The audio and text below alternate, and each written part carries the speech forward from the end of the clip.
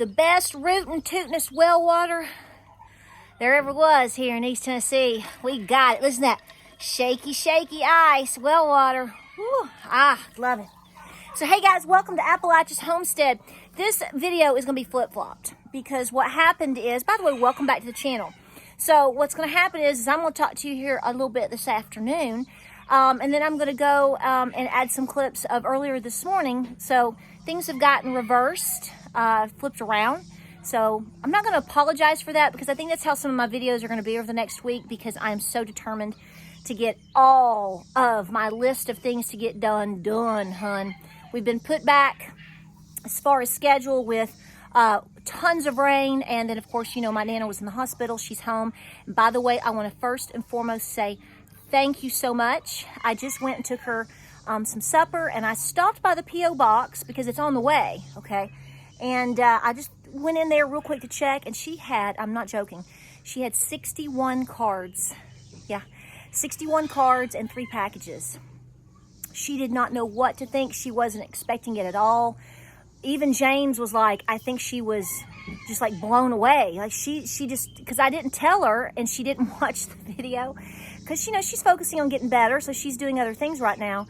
And I walked in, I had all this stuff. She's like, what is all this? So I had to explain it to her twice, because she was just like, why would they send anything to me? So guys, for those of you out there that have already sent her a card, you know, like I said before, thank you so much. Don't worry about sending her any gifts or money or anything like that. I just asked on a video last week if you got the notion and you wanted to drop a little card in the mail to my P.O. box addressing it, putting, you know, attention Nana or whatever. She got every bit of what's come in so far. And I just want to thank you, because if you had seen, she didn't know what to think. And I was like, Nana, you're awesome. What do you mean you don't know what to think? So we helped her open all of them. She's looked at all of them, and we thank you. But let me tell you something. You're winning. Whoop, there it is. Now, how all that shakes out in the end, baby doll, I don't know. You know, we're in a world of mess right now and all kinds of things. I'm gonna knock this over. I'm gonna set my well water next to my fly spray. Oh, honey, let me tell you something, babies. I got a couple of comments today. I think finally my video is, my response video, or my support video, really, for Jason Aldean and his situation. That's the video previous to this from 2 days ago. Oh, honey. 99.9% of you are like, yes. People from everywhere, men and women, veterans, young and old, black, white, native. You're like, yeah, there's nothing wrong. This is stupid. I'm like, I know, right? So, but then, you know, you get 1 or 2 people, 2 or 3 women. That's about right. You know, all they do is sit and watch reruns of The View, because, see, that gives them their platform for something to complain about, because they can't think for themselves. Yeah. And, oh, honey, one lady today, she was showing out, and I almost had to ask her if she needed a sugar tit. You know what a sugar tit is, right? That's a bottle. It's a baby bottle. That's what my papa, I've told you this before on the video. My papa, he'd say, if you got upset, or if you were fussing, or having a little hissy fit, or you didn't like something, he'd be like, he'd go, toot, toot, toot. Let me play my violin. You need you a baba today, baby. Well, that would shut you up real quick. You know, seriously, here's the deal. When moments like this happen, and I've told you to be careful about getting too consumed about them, because it can be, I don't want you, me, us to be distracted from the things that we need to be doing. We are cleaning our barn and farm today like crazy. We're going to be doing all kinds of things all week. We are actually in fall and winter prep mode officially, right? Harvesting from the garden, getting ready to seed save. We're building things. I mean, it is on like Donkey Kong, right? So you don't get distracted. But these are important moments to note, because look at all the people that are coming out and coming together going, this is a bunch of crap. This is just to make us be divided even more. All this crap about him being a racist, and this is that, and this is this, and this is that. Nobody, the only people biting on that are the people that want to run with those narratives no matter what you do, okay? It doesn't matter who you are. It doesn't matter what color you are. It doesn't matter who you're married to. It doesn't matter what color your kids are. It doesn't matter where you go to church. It don't matter whether you live north, south, east, west, or out in the middle of the ocean. They're going to say these things to you because that's a control method, okay? That this is what you're watching and have been watching for the past several years in terms of, well, all kinds of things, see? I have to watch what I say, but think about pivotal moments and things that we've seen in the last 3.5 years. All of these moments, from the last election to the January following, to people not feeling so good, to people being told what they need to do in terms of, you know, all these things. And see, when people start to figure things out and when the truth comes out, which it always does, you just have to be patient. See, everybody's looking around, not everybody, but the majority of Americans are looking around. The world is looking around each other going, we've been sold lies after lies after lies. Why are we doing this? Why are we doing that? So, you know, those things don't matter because their only concern is to keep this person right here, orange, go big orange. The only thing they're concerned about is they're so worried this person right here is going to come back next year. That's all they're worried about, which is sick, because really fundamentally what they should be worried about is the division in this country and in the world, the absolute boot that's stepping on everybody, the economic collapse that we are all facing. I mean, the list just goes on and on and on. I mean, we very likely are going to have a lot of food shortages coming this year because obviously we're having a lot of problems with weather and drought. You've seen what's happening with the grains. You see what's happening over across the world with grains. Have you seen what's happening with rice out of India? I mean, have you seen what's been going on out west over the last year, from the cattle to now we have a very, very hurt crop in terms of grains, meaning, and especially corn. I mean, you know, they don't care about all that stuff because they always think they're going to be able to go to Earth Fair and shop. So none of the things, nothing else matters as long as you are bad, this is bad, we are bad, and all these things are bad. And so they want to fight.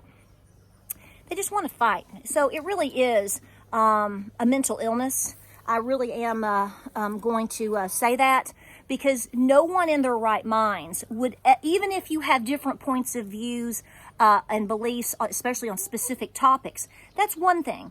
But when you just are hell-bent on a certain agenda, okay, and you know, you go around telling people like me, the average citizen, that I shouldn't be talking about these things with you. That's what I was told.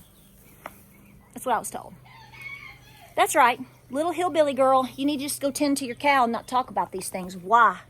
Because there's millions and millions and millions of other hillbilly women like me that agree. What, are you afraid we're going to vote? Huh? You afraid we're going to speak up? You afraid we're going to pull all of the kids from the government schools and then you have less control? Why? Why? Because we're going to show up and stand up and shout and say glory in the name of Jesus? I mean, well, what are you so afraid of? See, so this is what I'm saying. Amen. You're winning. Now, what that gets us in the end, can't say. Because when they know that we're winning, they pull another card. And we're all sitting around waiting for another card to be pulled. We're all sitting around watching and waiting, going, okay, there's about 12 black swans right above my head. Which one's going to crap on me today? Which one's going to crap on us tomorrow? Hard to say. That's why we prepare. But let me just tell you right now, you're winning, and you have shown up, and you are showing out because you're saying, we're having enough of this. Remember this going forward, because this is just I don't want to say it's the beginning, but everything is going to continue to amp up. It's going to continue to flow hard through this year, through 2024. There's a lot at stake. So continue to do the best that you can. Clean up your homes, clean up your farms, get yourself organized, continue to prepare. If you live in the state of Tennessee, starting next week, August 1st, you know it's tax-free. I don't know when it's tax-free weekend for like the school stuff because, you know, I homeschool and I stopped paying attention to that. It may be this coming weekend coming up. I'll have to check. But I do know starting in the whole month of August, for example, it's tax-free on a lot of foods. So there, you can Google it and find the list. Get out of here, Mr. Wasp. You know, you can see the list and all of these things, but the important thing for you to remember is you're going to be getting, do I smell sweet? It's meanness, get away. So here's the deal. So tax-free on foods. So I will put a list down below. I don't want to get stung today. I will put a list down below. I will Google it. There's news articles. It's easy to find on all the list of items. So if you are living in the state of Tennessee, you get that little bit of a break. Isn't that so nice? I know. Just a little bit of a break. So listen, I'll attach the other footage after this. I did a lot of cleaning today. We had to take a break. We visited Nana, and now we're back at, cleaning up and stuff because it got so hot. And it's so humid from all this rain. So we're going to have a busy week of videos, busy week of chores. Keep pushing out there. I know everybody's starting to kind of get ready for back to school stuff. I hope that you have pulled your kids from the demonic schools and you are homeschooling them. I say this as often as it seems necessary to do so, and I hope that you are considering doing it, and you should never ever fear it. Make it work. You can make it work. So many people make it work regardless of their schedules and their situations every single year. Okay, you can do it. All right, guys, so I'll add those clips. We have a lot of cool things coming up this week. Hang in there. You're winning. So, hey guys, welcome to Appalachia's Homestead. Welcome back to the farm. Hope you've had a great week. This is going to be kind of a week in review type video. I may start doing that on Sundays. Kind of goes over some of the things we've done, maybe questions you've had. Important things for you to be doing on your homestead, just a total hodgepodge video. So that's what I'm thinking about doing on Sundays. So it sort of helps all of us review everything that's going on. Right now, currently, I'm a mess. I am washing all of my rabbit dishes and little, extraneous, we see you, Noli, all the extra stuff that's in the barn. This is what it looks like. Yeah, you wash your dishes in the house and then you come up to the barn and you wash all the dishes in your barn. So what I'm currently doing right now, we got a new hose and we've put some new things out. We're cleaning our troughs, and all of our dishes. Something that's needed to happen for about 2 weeks, but the weather has just not been cooperative. So what we've been having is a lot of rain, as you know, over the last 2 weeks. This week, as of this moment, we're not supposed to have any rain. This isn't necessarily from this week, but we've talked about this in a couple of videos before. We guesstimate that this barn was probably built maybe in the 50s. We're not really sure. It's really, really old. And you can see the tin roof. We need a new roof on it. We've talked about that before as well. We have pinholes in some of the roof, and James was able to get up there on this side. We haven't done it on the other side yet because it's going to take the big time ladder. Ginger, what are you doing? Okay. But we used Flex Seal, and he was able to fill in a bunch of the holes, and that's actually been very helpful with keeping the majority of our hay dry. As you can see over here, this is older hay, and it's gotten wet, so that's probably going to be a no-go. That's just an unfortunate casualty. Girlfriend, good morning. So I just want to say that so far, the Flex Seal, if you know of another product that you find to be helpful with little things like this, because they're little, it's like a hailstorm hit this roof. I'd say this roof may have been damaged from the 2011 storm that came through. Do y'all remember that? April 27th, 2011. Yes, everybody's homes were so damaged. I'm wondering if that's when that happened. I don't know. We really do want new roof and new siding on the barn, but we're getting there. Okay, we'll get there at some point. So we're basically having to make it work. So we have to do the other side, which is the overhang where my goats and Enoli, they pretty much hang out, especially in bad weather. And then when it's cold or they need shade or whatever. So we've got to get up there and do that, because I'm hoping to actually divide that up into 2 closed stalls, one for milking the goats, one extra for babies that we may be having in the late fall, early winter. Great. And then obviously enough room for them just to come in and hang out and stand, especially if it's bad weather. We had a thunderstorm 2 days ago. Was it Saturday? No. It was either Thursday or Friday. And I'm telling you, it thunderstormed from basically 7 a.m. to 5 p.m. It didn't just rain or drizzle. Like, it was boom, boom, boom. You couldn't work outside at all because of all the lightning. So anyway, so we're trying to catch up with everything with the house, the gardens, the farm, because fall is coming. I don't know if you're seeing it already. I know it's the end of July, barely the end of July, but this is when you start seeing hints that fall is coming. It's still going to be warm for 2 or 3 more months, but the blackberries are winding down. Things are starting to go to seed. The days are starting to get shorter. And so that's that first sign you go, okay, summer loving is at an end. So this isn't major. It's Dawn dish soap, a high-powered hose, and a good old sponge. There's no other magic to it. Probably going to be replacing some of these. So I'll do a really good wash now.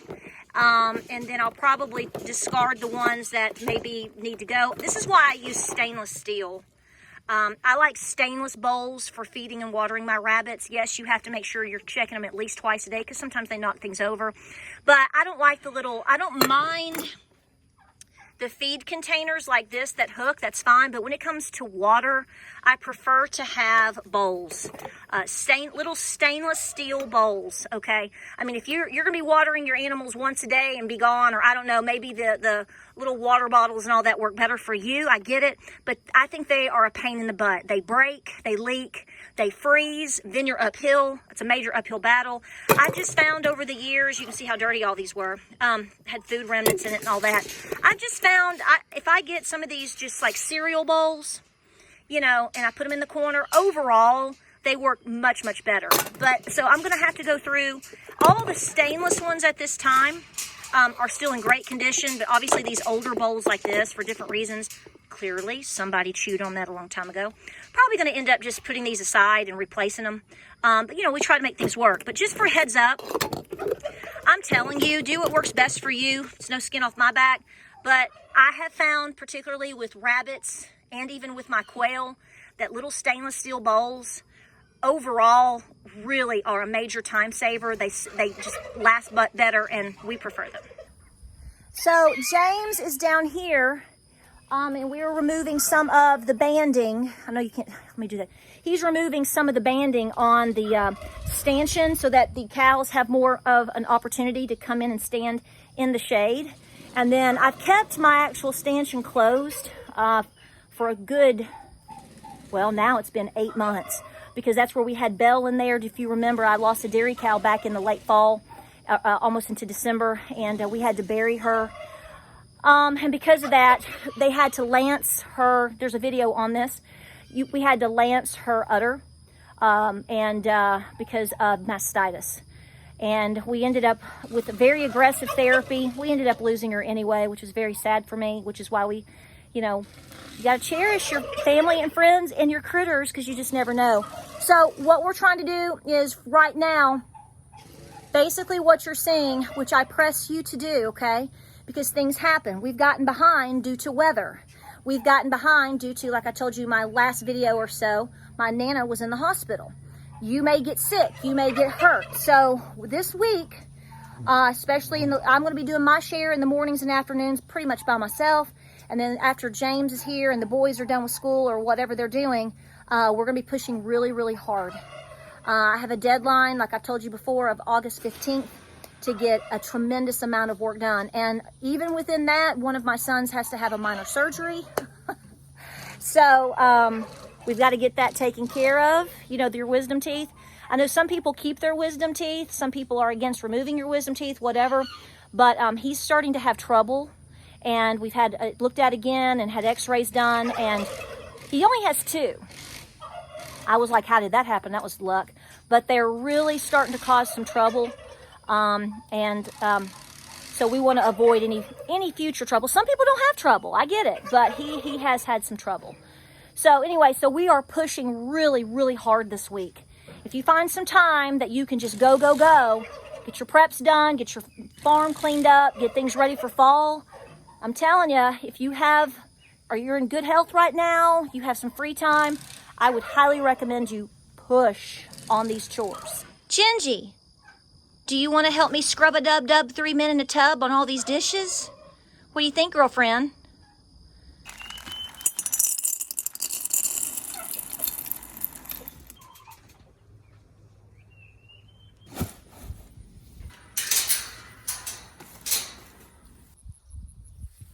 Okay, so clearly I'm a natural disaster right now, and I'm too old to care. So let's talk about the garden for a few minutes. So we were here the other day, we did an update, but it has rained and rained since, and it's already time to mow again. This is how crazy this weather gets.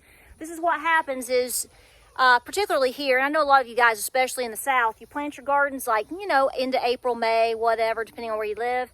And things are so pretty for a while, and then the humidity hits and the rain hits, and then you're, you know, welcome to the jungle. You're all of that. So I haven't been in here in a couple of days. I'm sure I need to pick. But we'll go over some of the things that you're seeing in here, and I'll answer some of your questions.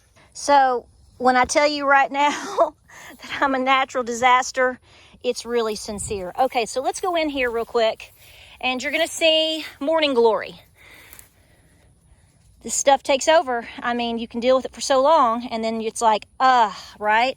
So over here, so you are gonna see some older, they are older, sunflowers that are leaning, have fallen over because they were here first, actually. We tilled the garden around these because they were volunteers. Now, I want you to look in here real quick. Do you see, for those of you that don't know, because there are folks that don't know, and that's okay. This is a teaching opportunity because a lot of you have asked. They're like, how do you seed save from all of these? How did you do all of that? Well, here's the simple trick for sunflowers particularly. Do you see this right here? Those are the actual seeds in there. You see that? So right now, what I would do, which I may do, is I'm going to, since this is, you know, this is sort of pitiful. It's kind of spent, right? So you can come up here. Looks like something's gotten a hold of this. Look in there. Something's picked those out. Oh, probably a pretty little finch got in there. Are there some in here? Do you see them? Looky there. There's all the seeds right in there. So what I do is I would clip off like this sunflower head right here, the one that was down here that you saw, and I put them in brown paper bags. That's what you need to know. In terms of seed saving, your best friend in most cases is a simple cardboard box, depending on what you're going to be seed saving, or your actual brown bags. The brown bag, I would clip this off, put it in the brown bag, get as many of those as I could and clip them. Oh, come on, girlfriend, come on. Here comes Ginger. And then just let them dry. And you're going to have tons of seeds.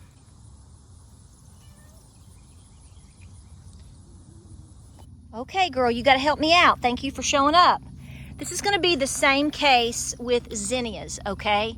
What I actually do is I just let the zinnias dry. I try very hard to let seed saving take care of itself outside because my weather typically works with that.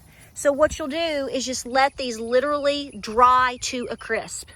And when they do that, I clip off the little heads of the actual zinnias and I throw them in a brown paper bag. Not a little tiny, you can use little tiny sandwich bags if that's what you've got, but I'm talking like, I typically use medium sized to like grocery sized, okay? And that works really, really well. So all of these zinnias, these are zinnias from my past. You can see I've got a mix. I mean, they don't even make any sense because sometimes I just got to the point where I was growing so many zinnias, I said, let's throw them all in there. You know what I'm saying? I've got a mixed bag. It's kind of like Forrest Gump. You never know what you're going to get with that box of chocolates. Oh, what's going on right here? Are you sleeping, baby? I think we're taking a nap right there. Really? Oh, we're taking a nap. So this is what I'm saying. So I've got this little stretch right here is a mix of colors, mix of sizes. I don't think I have any of the peppermint stripe in here. That may be my other batch I have at the house. But you see, you just never know. But I highly recommend that you grow zinnias. Like I've said, it's in my top 4 favorites of pollinators. Pollinator-friendly, garden-friendly flowers. They're not just beautiful and they bloom for a long time here, but they really attract the bees. Okay, yeah, we still have squash coming on. I took a bunch in. I've got one over there that's spent. So we still have some squash that we're dealing with, so I'll just pick and we'll eat. I've frozen some, and that's nice to have around Thanksgiving. So the last time I saw you, look here. So we've actually got corn coming on here. All the tassels up there, you're going to see bees and you're going to see June bugs. Bees absolutely love corn. They love the cross-pollination process. They just bounce back and forth. I have old videos from my other house showing one particular video. It was beautiful. I came out one day and there were just thousands and thousands and thousands of honeybees all over my corn. I hope we see that soon. We will see, because again, my corn is late. But here's the thing. James said, Tara, how tall is that corn? I said, well, it's supposed to get 13 feet. He said, I don't think last year's got that tall. So this year's corn, I don't know if we're at 13 feet, but from the tippy top of that one, I would say we're 11 or 12 maybe, I don't know. So it's at least twice the size of me. So the corn is doing really good. Looky here, this is what I'm talking about. It's beautiful to see the morning glory on corn, but if you've let it get too hog wild, it'll literally pull over your corn stalks. So this is what I'm saying. Some of these things that people think are so beautiful or edible, and they are, I'm not saying morning glory, but they can literally just take over your garden. So I always want to give a warning about that, because you have to really safeguard. Look at this. Really? Hello. So, corn's doing good. So this is the deal with this entire row of sunflowers. This entire row was an entire mason jar. I clipped different heads last year when they started to dry and they still had the seeds in them. And I put them in a large bag, let them dry, and then I put them in a big quart mason jar. And when I planted them, I just dug my little trench. You watched me on a video a couple months dig the trench with a hoe by hand. And I just went through and I just sprinkled out of the mason jar, literally in here. And this is what I'm getting. You can see I'm getting all kinds of mixed colors, mixed sizes, mixed colors. It's beautiful. Now, let me say this. If you really, really, really see a sunflower, a bloom, let's just say this one, for example. Clearly, this one is popular. It's beautiful. If you said, okay, I want to seed save from that one, as soon as you start to feel that it still has the seeds, it's starting to be a little spent, come out here and mark it by putting a bag over it. And it'll help it dry out, and you can take it in. Now you have to watch the weather, because if it rains on it, you have a problem. But I'm just saying, what happens with the Mennonites around here, let's come over here. What happens with the Mennonites, particularly if you go to their farms, they will go out and they will select corn stalks that they feel look really, really good. Maybe they have several ears that look really, really good. And what they will literally do is, once they see the corn stalk and it's developed, like it's ripe for picking or a little past, they'll put a brown bag on it. You'll go to their fields, and you will see that you'll go drive by the cornfields, and you will see brown bags over corn, literally corn in the field. That's because they are going to be seed saving. My cosmos are starting to bloom. The ones that I made in this major row that we've talked about, they are starting to come on. They're later than usual. And that's what I'm saying. I'm sort of anxious to see how well it blooms, because I want to see how well the bees do this year. That's sort of my gauge on that. So that should be happening, like I said, in the next probably about a week or so, because we're really starting to see a lot of blooms. And cosmos can get easily 3 or 4 feet tall. So it's not a little tiny thing for you to plant. So when you plant the cosmos, particularly the orange, all of them are this big though, the ones I have. I've had white, pink, and this is obviously my favorite, Go Big Orange. But what happens is, and you will start to see, I've got this on past videos, guys, like crazy. Some of you already know this. All you have to do with the cosmos, which is awesome, is let them bloom. And then they dry up and they create these little, like, it looks like a star, okay? These little, who is that? Little star-like seeds. And it's just, and all you do is come out here and just pull them off, or just barely pull them and let them fall in a bowl or whatever. That's how easy it is with the cosmos. So that's why I'm very partial to it, because it's just a wonderful thing to grow, a beautiful thing to see. The pollinators love it, and well, you can seed save like crazy from it. Some of you were asking about the red sunflowers. So like this one right here, you can see the seeds are in there, right in there. So I'm gonna make sure that I'm clipping some of those. They're very popular with the pollinators, and who doesn't want that color popping all in the garden? Isn't that beautiful? It's like what to expect when you're expecting.